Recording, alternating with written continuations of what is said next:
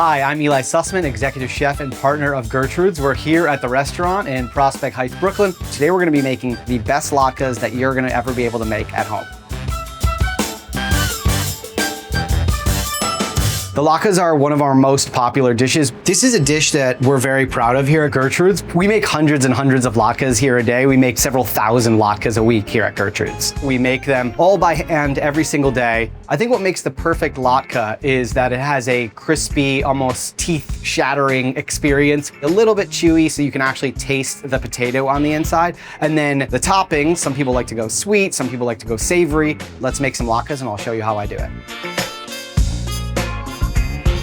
So I'm using an Idaho potato. This is what you can most readily find at your grocery store. These are really easy to use at home. They maintain their starch content when they're fried, and so you get that really crispy exterior. Another thing that I really like about these for making latkes at home is that they're big. And if you're gonna be hand grating latkes, a little teeny potato, you're gonna end up getting your fingers too close to the grater blade. And the great thing about these is that you can hold them and you can grate a lot of them. I've got a box grater here. There's obviously all these different sizes that you can grate on. And I'm gonna use this one, which is the larger hole, but not the largest on the box grater. You do not want your latke mixture to be pulp. What you're looking for is it to have some strands, it should have some texture. This is gonna help give it the interweaving and interlocking texture of what makes a perfect latke.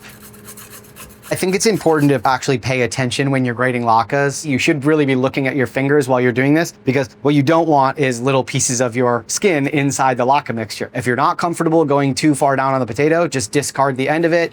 The potatoes are going to start to get brown as you're grating them. One thing you could do at home if you wanted to fight oxidation is just a little pinch of cream of tartar into your latke mixture. That will help the potato from browning too much before you end up frying it. But a little browning is okay. We're going to fry them very shortly.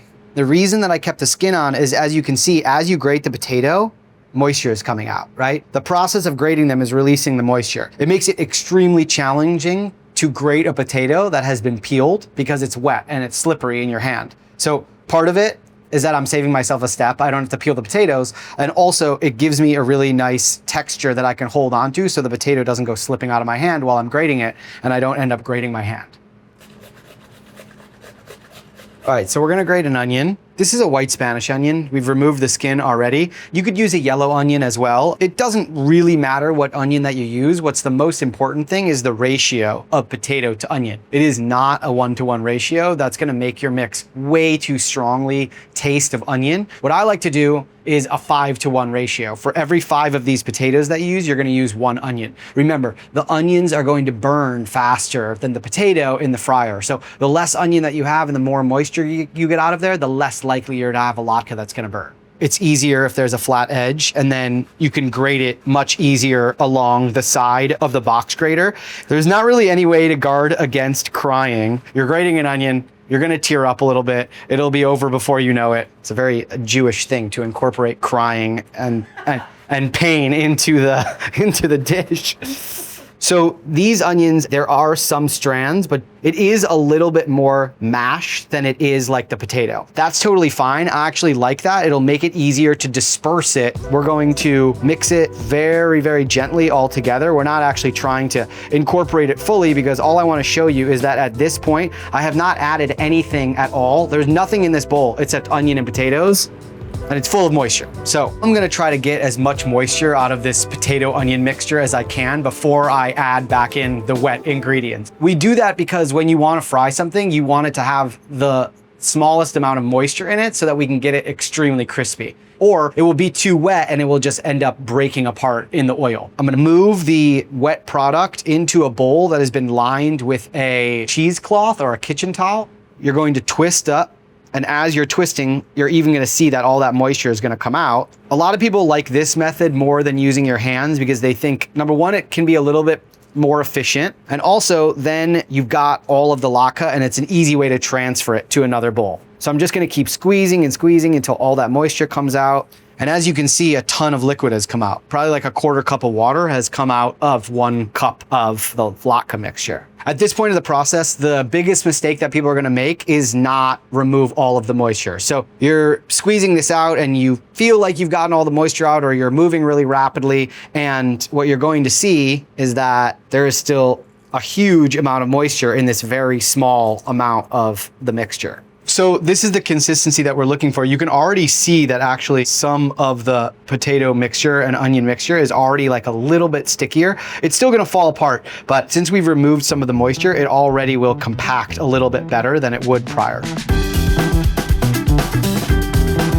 Now we've got all our ingredients that we're going to use to bind it together. Some of these ingredients are going to give it flavor and other ones are just gonna help it maintain its shape when we fry it. This step is an exercise in patience because remember, you can always add more, but you cannot remove. So we're gonna add some egg. Always make sure that you're cracking your eggs into a separate bowl. It's really, really challenging to fish out little bits of shell from your potato latke mixture. I've got garlic powder and onion powder, and I'm going to start by just giving a small sprinkle in, just about a teaspoon. The onion powder is going to up the level of the onion flavor in the latke. So there are different types of products that you can use to bind your latkes. What we're gonna be using for our latkes today are a mixture of matzo meal and potato starch. I think that's gonna give it a really, really crispy exterior with also a nice texture throughout the latke. Matzo meal is going to not only absorb some of the moisture, but it's gonna help hold it together. And then what you can see with the potato starch is that it is a super, super fine product. It's much more fine than flour. What that does is it allows it to be incorporated much more uniformly into your latke mixture. We refer to the potato starch here at the restaurant as one of our secret ingredients in the latkes because it really holds the latkes together incredibly well. I think a lot of people don't use that product at home in the same way that they don't necessarily use cream of tartar. And these are just some of the restaurant techniques that you can bring into your house to make a really incredible latke. I'm going to mix it all up with my hands, and then I want to see what the mixture feels like in order to see if this is going to be enough to help bind everything together. I can feel in my hands as I'm forming the latke mixture that it's not really holding together. If you can't really hold it as an actual piece of latke, then you need to add more ingredients to bind it together. So I'm gonna add another 2 tablespoons of matzo meal. So starch is the content of the potato. This is going to make it so that we get a really uniform, nice product that's gonna hold together. So it's looking good. You can actually feel in your hands that they're sticky. And what you're feeling that's sticky is the binders all together. And we're gonna salt them after they come out of the fryer. So now that I've added those extra binder ingredients, it feels like it's really going to stay together. A common mistake that people make at home is that they do not fry one off before you form the whole batch. So what we're gonna do is make a tester first. Right now, I still have the opportunity to adjust the salt, to adjust the seasoning, to add more matzo meal if I want. So I'm gonna fry one off and hopefully it's gonna stick together. Here's my tester latke. I can't even tell you how important it is to make a tester when you're making a full batch of something. It's really critical to taste it so that you can adjust the seasoning of it before you go ahead and make all of it at the same time. So we're gonna salt both sides. On the next round, we're gonna pull them out of the oil maybe 20, 30 seconds earlier so that we don't get those dark bits. But overall, I'm really happy with the crispiness of it. We're definitely cooked on the inside. We're really crispy on the outside. I'm gonna taste it right now and make sure that I like the salt level of it. I don't taste much salt. I work in a restaurant. I like things pretty salty. So I'm gonna add a little bit of salt to the mix before I fry the next round. And again, our texture was where we wanted it. We just wanted a little bit of a pop from that additional bit of salt. And we're gonna form some more latkes.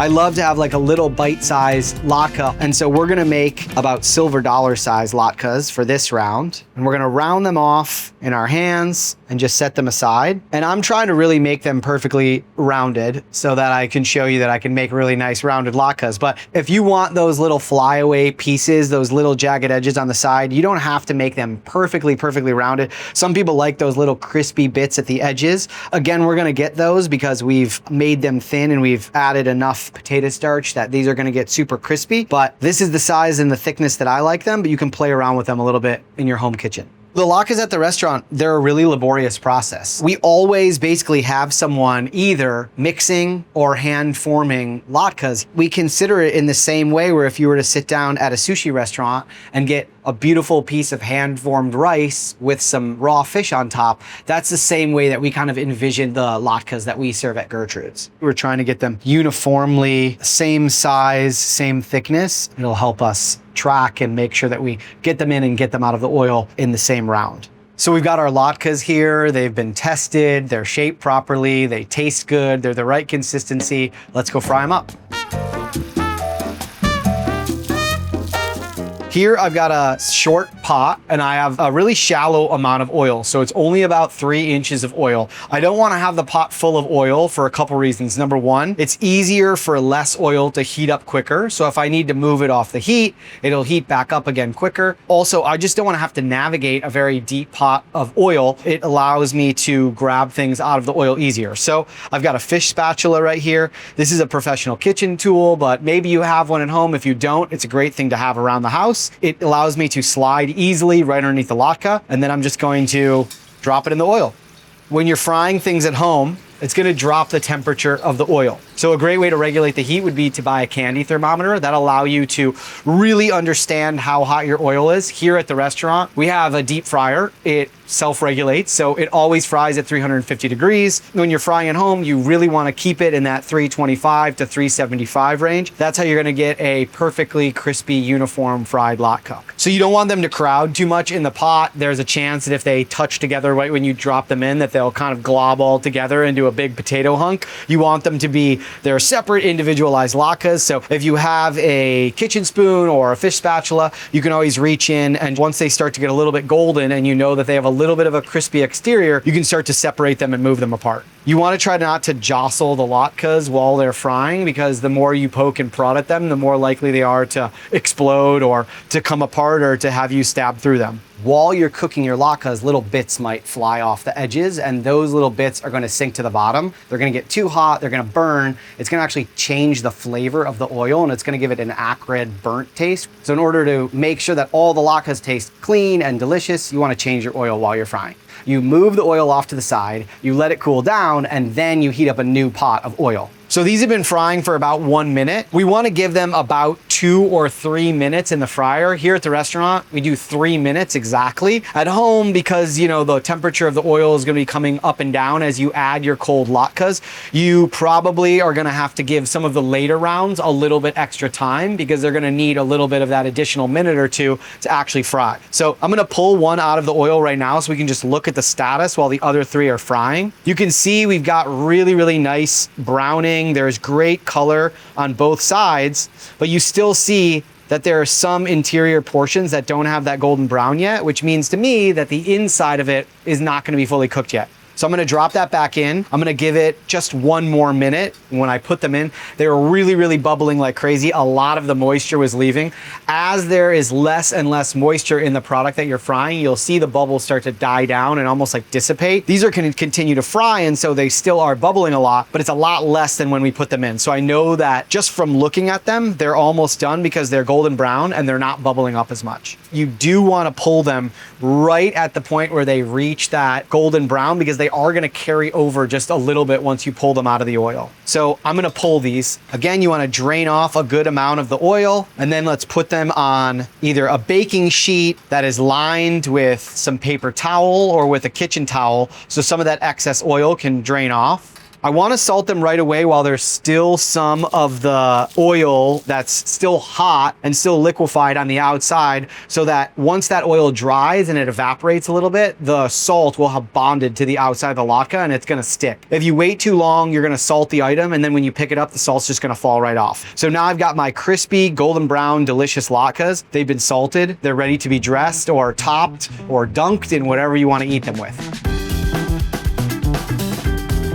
We're gonna build our latkes now, and we're gonna do it with the traditional toppings that we serve here at Gertrude's. When you're making latkes at home, you're probably gonna be serving them in the traditional way, which is with applesauce or sour cream. At Gertrude's, we have many, many toppings that we offer during dinner and at brunch, but probably the most common and the fan favorite is the celery creme fraiche with trout roe and then dill and chive. This is sour cream, creme fraiche, some celery salt, dill, and it is just a really delicious, almost like a ranch. Celery is a major flavor profile in Jewish cuisine, so I really wanted to incorporate that celery flavor into this dish. So we've got celery salt inside of the creme fraiche mixture. This is trout roe. It's the eggs from the fish. It's obviously extremely beautiful. It has a really bright color, but it also has a delicious texture, and it has a really, really nice, smooth fish taste to it. Next, we're gonna put a sprinkle of chives on top.